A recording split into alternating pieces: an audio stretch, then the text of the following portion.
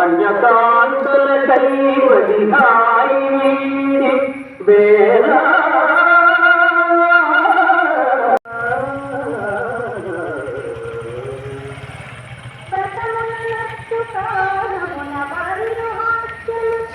బిల్డింగ్లు అన్నీ వచ్చాయి. అన్ని రాయంగా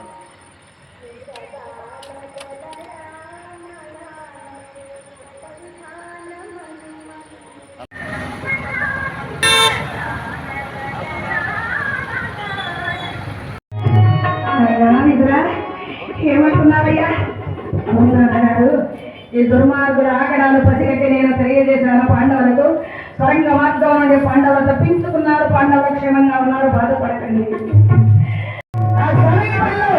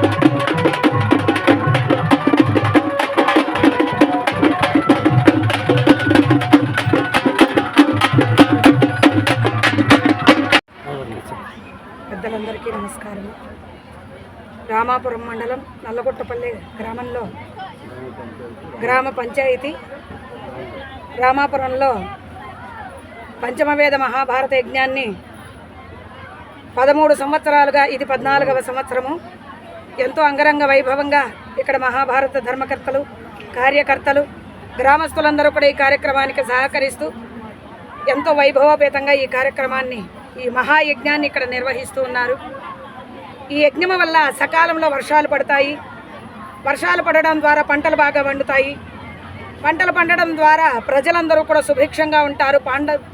ప్రజలందరూ కూడా సుఖ సంతోషాలతో హాయిగా ఆనందంగా ఉంటారనేటువంటి చక్కనైన సదుద్దేశంతో ప్రజలందరి యొక్క మంచిని కోరి ఈ మహాయజ్ఞాన్ని ఇక్కడ జరిపిస్తూ ఉన్నారు ధర్మకర్తలందరూ కూడా.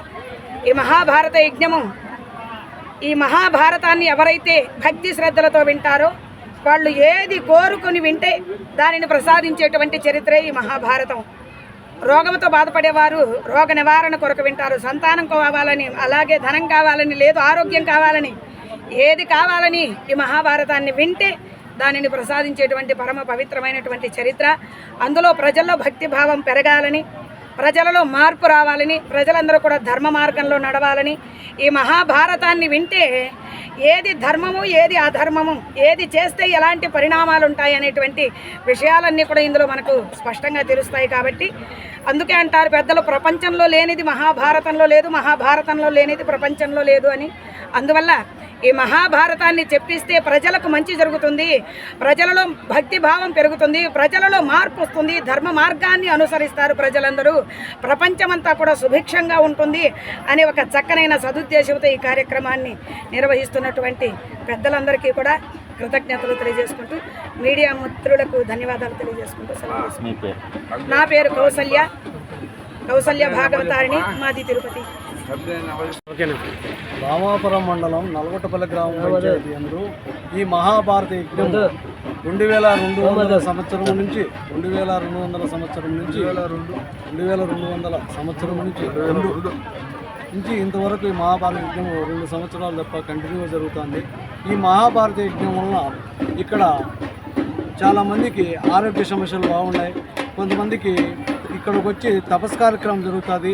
ఆ రోజు వచ్చి బిడ్డలు లేని వాళ్ళు, ఆరోగ్యం బాగలేని వాళ్ళు వచ్చి ముక్కుంటే వాళ్ళకు ఇక్కడికి వచ్చి బిడ్డలు కలగడం కూడా జరిగింది. ఇంకా ఇక్కడ నిత్యం అన్నదాన కార్యక్రమాలు కూడా జరుగుతూ ఉంటాయి. ఈ మహాభారత యజ్ఞము ఈ మండలంలో చాలా ప్రతిష్టమైనది. ఈ మండలానికి మంచి పేరు రావడం కూడా ఈ మహాభారత యజ్ఞం వలన పంటలు బాగా వస్తాయని, వర్షాలు బాగుపడుతాయని, బాగా ఉంటాయని ముందు పెద్దవాళ్ళు చెప్తా అన్నట్టు అట్లా జరుగుతుందని ఈ మహాభారత యజ్ఞము దాదాపు ఒక 16-17 సంవత్సరాల నుంచి జరుగుతుందన్నమాట. ఈ యజ్ఞం వలన ఇక్కడ మాకు ఎలాంటి ఇబ్బందులు జరగకుండా అమ్మవారు మమ్మల్ని లేపి మాతో చేయించుకోవడము, కార్యక్రమాలు చేయించుకోవడము జరుగుతుందన్నమాట. ఎందుకంటే ఈ అమ్మవారు మాకు ప్రత్యక్షంగా ప్రసారమయ్యి ఈ కార్యక్రమం మీరు ఎందుకు నిలిపినారని, మీరు ఏం మోస్తారని కూడా మమ్మల్ని అడగడం జరిగింది.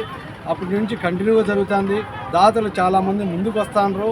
కంటిన్యూగా ఈ మహాభారత యజ్ఞం స్టార్ట్ అయినా నుంచి ఇంతవరకు ఇచ్చే దాతలే కంటిన్యూగా ఇస్తున్నారు. వాళ్ళు ముఖము మార్చుకోకుండా ఎలాంటి ఇబ్బందులు లేకుండా ఎప్పుడు జరుగుతుంది అని కూడా అంటూ ఈ యజ్ఞము జరుగుతుంది. ఇక్కడ ఉన్న కార్యకర్తలు కూడా మంచి వాళ్ళు ఉండటం వల్ల ఈ మహాభారత యజ్ఞంలో ఎలాంటి సమస్యలు రాకుండా జరుగుతున్నాయి అన్నమాట. ఈ పేరు? నా పేరు రమేష్ రెడ్డి, రమేష్ రెడ్డి. మీడియా మిత్రులందరికీ కూడా నా హృదయపూర్వక నమస్కారాలు. ఇక్కడ రామాపురం మహాభారత యజ్ఞం అనేది కడప, ఉమ్మడి చిత్తూరు జిల్లాలలో జరిగేటువంటి మహాభారతాలన్నింటికల్లా చాలా గొప్పదని మా యొక్క వచ్చినటువంటి హరిదాసులు చెప్పడం ద్వారా మేమందరం వింటున్నాం. ముఖ్యంగా ఇది హైవే రోడ్లో ఉండడం, అన్నిటికీ 3 రోడ్ల కూడల్లో ఉండడం, చుట్టుపక్కల ఉన్నటువంటి ప్రజలందరికీ అందుబాటులో ఉండడం వలన ఈ మహాభారత యజ్ఞం ఇంత సక్సెస్ అవుతుందని మేము అనుకుంటున్నాం. ఎందుకంటే ఇక్కడ ఏర్పాట్లు కానీ, వసతి కానీ, ప్రజల యొక్క సహకారం కానీ, ముఖ్యంగా మాకు కంకర్ మిషన్ ఓనర్స్ ప్రతి సంవత్సరము వారి యొక్క ఉదార భావంతోనే మేము ఈ మహాభారత యజ్ఞాన్ని నిర్విఘ్నంగా జరుపుతాం అనేది ఒక ముఖ్యమైనటువంటి వాళ్ళకు ధన్యవాదాలు చెప్పాలి. ఎందుకంటే 10-12 కంకర్ మిషన్ వాళ్ళు ప్రతి సంవత్సరము మేము మా వంతుగా మేము నిలిచిపోవాలనుకున్నా కూడా వాళ్ళు ఎందుకు ఇంకా జరపడం లేదు, ఈసారి కూడా ఎన్నోసార్లు చెప్పారు, ఏమి ఎలక్షన్ వచ్చిందని మీరు ఏమన్నా మహాభారతాన్ని నిలబెడుతున్నారు, ఎలక్షనే మహాభారతమే, కాబట్టి మీరు దీన్ని ఎందుకు ఆఫ్ చేస్తున్నారు అని అడుగుతున్నారు.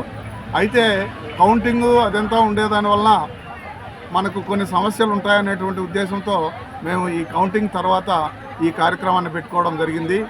అయితే మాకు పగలు పూట ఎలాంటి ఇబ్బంది లేకుండా వరుణ్ దేవుడు కూడా మాకు అన్ని విధాలా సహకరిస్తున్నాడు. రాత్రి నాటకానికి మాత్రం 1-2 రోజులు కొంత ఇబ్బంది కలిగించింది. రాత్రి నాటకాలు కూడా సంపూర్ణంగా సక్రమంగా నిర్వహిస్తున్నారు. కాబట్టి ఎలాంటి ఆటంకాలు లేకుండా జరుగుతున్నాయి. ఈ మహాభారత యజ్ఞాన్ని అమ్మవారు మాకు ఏ విధమైనటువంటి లోటుపాట్లు లేకుండా దిగ్విజయంగా ఆమంతటికే ఆమెగే ఈ కార్యక్రమాన్ని నిర్వహిస్తుందని, మేము ఈసారి అన్నదానం నిర్వహించేదానికి కొంతమంది దాతలు ముందుకు రాకుండా పోవచ్చునేమో, ఎలా జరపాలా అనుకుని మేము మనసులో అనుకుంటూనే ఒక్కొక్క దాత మేము పెడతామని మాకు ఆల్రెడీ ప్రతిరోజు ఒక్కొక్క కార్యక్రమానికి దాతలు కూడా అన్నదాన కార్యక్రమానికి కూడా ముందుకు వచ్చినారు. కాబట్టి దీనివల్ల మేము రుజువు చేసుకున్నది ఏమిటంటే అమ్మవారు మేము గుమ్మగున్నా కూడా ఆమె యొక్క కార్యక్రమాన్ని ఆమె దిగ్విజయంగా నిర్వహించుకుంటుందనేది మా యొక్క సంపూర్ణమైనటువంటి నమ్మకం. అలాగే తపస్సుమాన